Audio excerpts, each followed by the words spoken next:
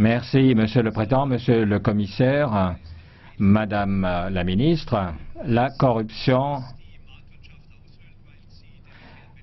sape le marché intérieur parce qu'elle falsifie la concurrence et il y a une mauvaise utilisation des dépenses publiques. Et moi, qui suis président de la Commission de contrôle budgétaire, je me réjouis de ce qui est fait pour améliorer la lutte contre la corruption. Je remercie la Commission d'avoir annoncé une directive sur un parquet européen. Monsieur Barnier, nous aurions souhaité ici que la Commission passe dans le passé déjà à l'initiative. Vous allez présenter une proposition en juin. C'est assez tard. Est-ce que vous pouvez veiller à ce que cette proposition entre en vigueur au cours de cette mandature?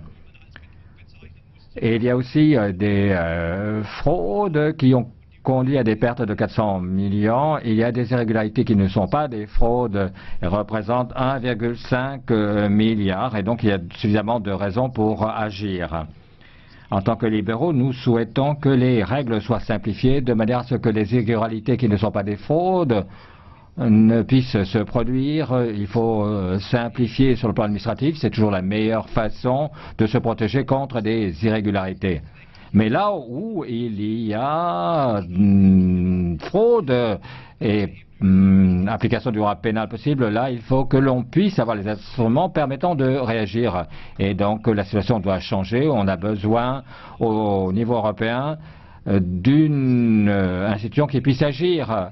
Olaf est important, mais le cas d'Ali montre qu'il y a des limites à l'action de l'Olaf et que certains principes qui sont lésés.